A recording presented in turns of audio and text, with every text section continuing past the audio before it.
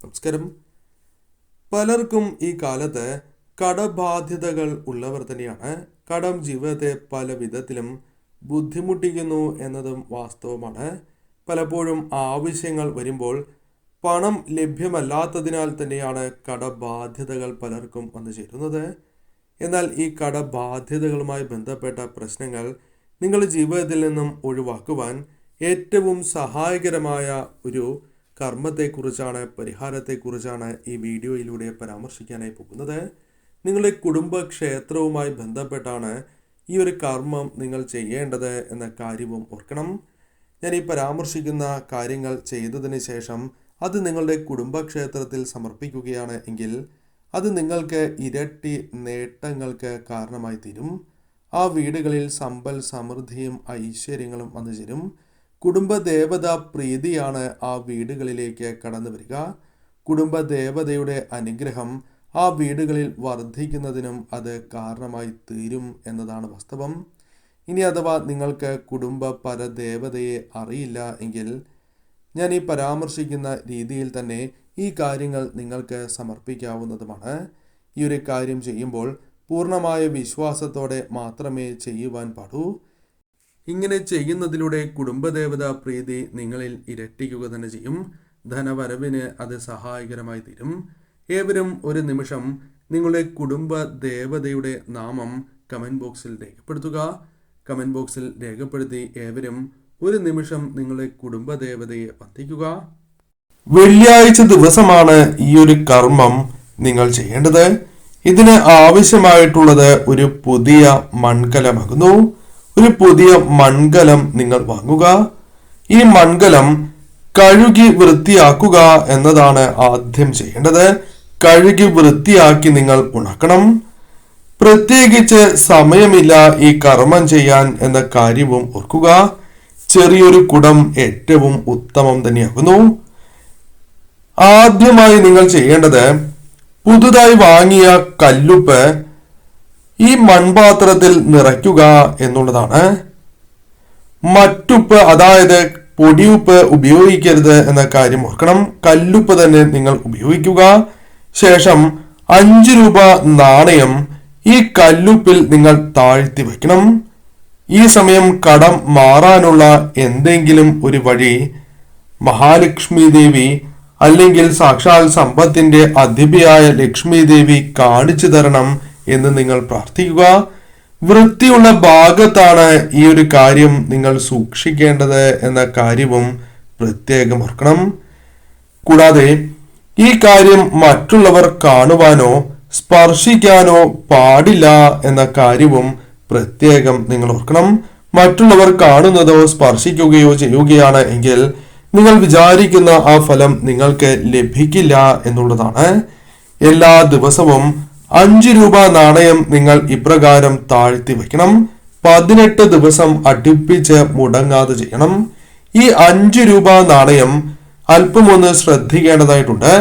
പലരിൽ നിന്നും കൈമറഞ്ഞു വന്ന നാണയമാണ്. അതിനാൽ ശുദ്ധജലത്തിൽ നിങ്ങൾക്ക് കഴുകി തുടച്ചതിന് ശേഷമാണ് ഇപ്രകാരം നിങ്ങൾ ഉപ്പിൽ നിക്ഷേപിക്കേണ്ടത് എന്ന കാര്യം ഓർക്കണം. എന്നാൽ പനിനീരിലാണ് എങ്കിലും നിങ്ങൾക്ക് കഴുകാവുന്നതാണ്. സാധിക്കാത്തവരാണ് എങ്കിൽ ശുദ്ധജലത്തിൽ തന്നെ കഴുകി ഇപ്രകാരം ചെയ്യണം. 18 ദിവസം മുടങ്ങാതെ ഇപ്രകാരം ചെയ്യുക. ശരീരശുദ്ധി, മനഃശുദ്ധി അനിവാര്യമാണ്. അതിനാൽ സ്ത്രീകൾ ചെയ്യുമ്പോൾ ആ കാര്യം ശ്രദ്ധിക്കേണ്ടതായിട്ടുണ്ട്. കീറിയ വസ്ത്രം അണിഞ്ഞോ മുഷിഞ്ഞതായ വസ്ത്രം അണിഞ്ഞുകൊണ്ടോ ഈ ഒരു കാര്യം നിങ്ങൾ ചെയ്യുവാൻ പാടുള്ളതല്ല.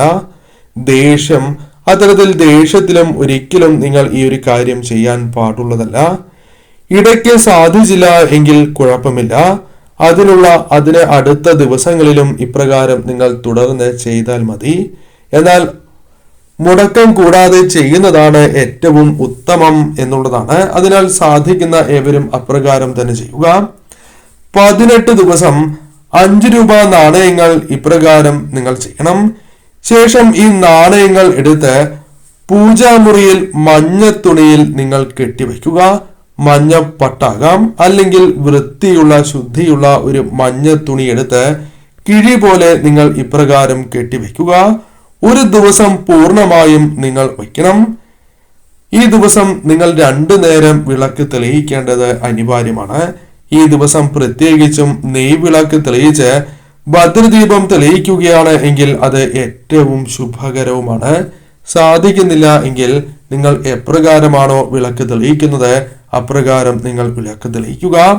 ശേഷം പിറ്റേന്ന് രാവിലെയോ വൈകിട്ടോ ഈ നാണയം നിങ്ങളുടെ കുടുംബക്ഷേത്രത്തിൽ ദർശനം നടത്തുന്നതായ വേളയിൽ നിങ്ങൾ സമർപ്പിക്കേണ്ടതായിട്ടുണ്ട്. ബാക്കി വന്നിട്ടുള്ളതായ കുടവും കല്ലുപ്പും ഞാൻ ഈ പരാമർശിക്കുന്ന രീതിയിൽ ചെയ്യുക. കല്ലുപ്പ് വീണ്ടും ഉപയോഗിക്കേണ്ടതായിട്ടില്ല. കല്ലുപ്പ് നിങ്ങൾക്ക് വെള്ളത്തിൽ അലിയിച്ച് കളയാം. എന്നാൽ അത് വീടിന്റെ ഉള്ളിൽ കളയരുത്. വീടിന്റെ പുറത്ത് ആരും ചവിട്ടാത്ത ഇടത്ത് നിങ്ങൾക്ക് ഒഴിച്ച് കളയാവുന്നതാണ്. രണ്ടാമത്തേതായ കാര്യം കുടമാണ്. ഇനി വീണ്ടും ഈ ഒരു കാര്യം തുടരുവാൻ നിങ്ങൾക്ക് താല്പര്യമില്ല എങ്കിൽ, ചെയ്യുവാൻ താല്പര്യമില്ല എങ്കിൽ കുടത്തിൽ തുളസി അല്ലെങ്കിൽ മഞ്ഞൾ നടാം. കഴുകി വൃത്തിയാക്കിയതിന് ശേഷം ഇപ്രകാരം നിങ്ങൾക്ക് നട്ടു വളർത്താം. എന്നാൽ നിങ്ങൾക്ക് വീണ്ടും ഈ കാര്യങ്ങൾ ചെയ്യുവാൻ താല്പര്യമുണ്ട് എങ്കിൽ തുടർന്നും ചെയ്യുവാൻ ഈ കുടം ഉപയോഗിക്കാവുന്നതുമാണ്. കല്ലുപ്പ് നിങ്ങൾ തീർച്ചയായും അലിയിച്ച് തന്നെ കളയുക. വൃത്തിയും ശുദ്ധിയും പ്രത്യേകം നിങ്ങൾ ശ്രദ്ധിക്കേണ്ടത് അനിവാര്യമാണ്. വെള്ളിയാഴ്ച ചെയ്തു തുടങ്ങുകയാണ് എങ്കിൽ അത് ഏറ്റവും ശുഭകരമായി തന്നെ പരാമർശിക്കാം. അല്ലെങ്കിൽ നിങ്ങൾ വിചാരിക്കുന്ന അത്രമേൽ ഫലം ലഭിക്കണം എന്നില്ല.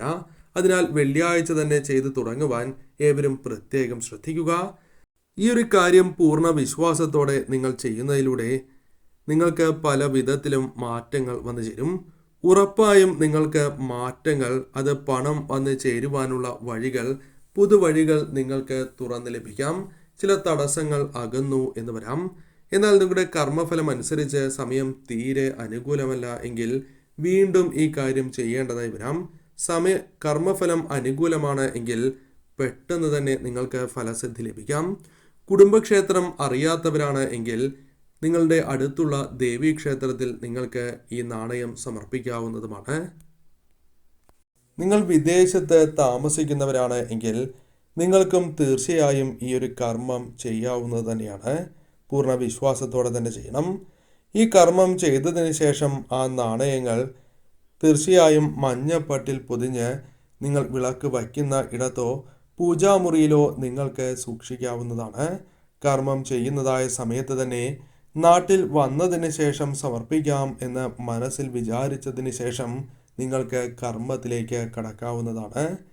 നിങ്ങളുടെ മനസ്സിൽ, അതായത് നിങ്ങളുടെ ജീവിതത്തിൽ ആർക്കാണ് കൂടുതൽ ദുരിതങ്ങൾ അനുഭവപ്പെടുന്നത് ആ കുടുംബത്തിൽ, ആ വ്യക്തിയെ മനസ്സിൽ വിചാരിച്ചുകൊണ്ടും നിങ്ങൾക്ക് കർമ്മം ചെയ്യാവുന്നതാണ്. അപ്രകാരം ചെയ്യുന്നതിലൂടെ ആ വ്യക്തിക്ക് കാര്യങ്ങൾ കൂടുതൽ അനുകൂലമായി തീരാം. ശേഷം കുടുംബക്ഷേത്രത്തിൽ ദർശനം നടത്തുന്നതായ അവസരത്തിൽ, നാണയം സമർപ്പിക്കുന്നതായ അവസരത്തിൽ ഈ വ്യക്തിയും നിങ്ങളുടെ ഒപ്പമുണ്ട് എങ്കിൽ അത് കൂടുതൽ ഐശ്വര്യപ്രദം തന്നെയാകുന്നു.